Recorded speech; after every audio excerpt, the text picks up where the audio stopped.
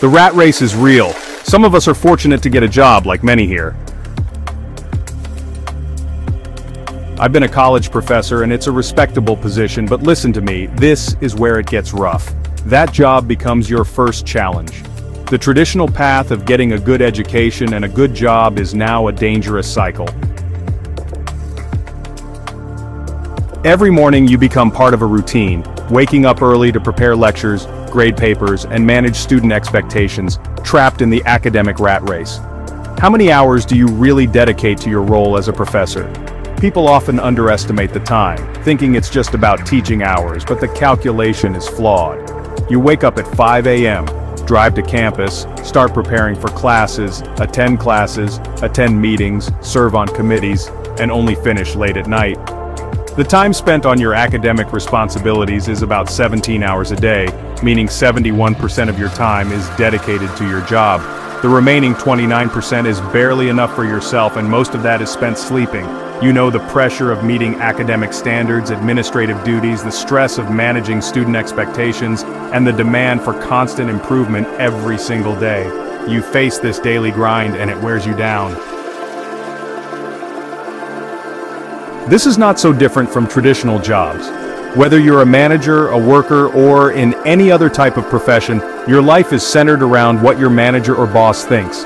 You are often subject to their desires and expectations, sometimes over the needs and desires of your own family and personal life. Your happiness is dictated by external factors rather than living according to your values. But there is an alternative. You need a plan to break free from this relentless cycle. No matter how high you rise in academia or in any corporate structure, even as a tenured professor or a senior manager, you're still stuck in the same routine. It's about transforming your mindset from merely surviving to thriving by living according to your values.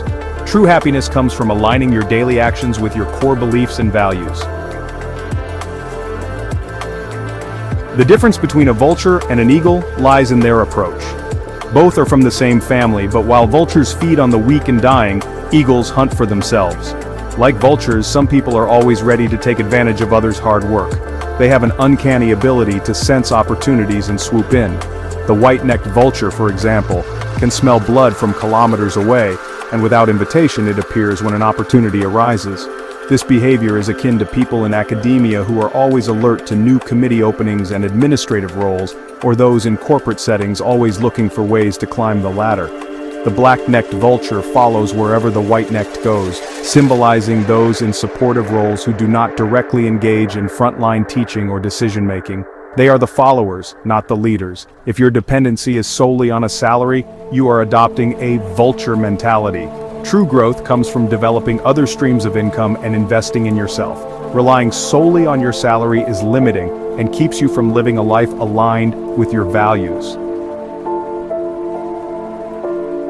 Consider adopting the eagle's approach. The eagle undergoes a painful but necessary transformation to live a long and powerful life. At the age of 40, it retreats to a mountaintop and undergoes a renewal process.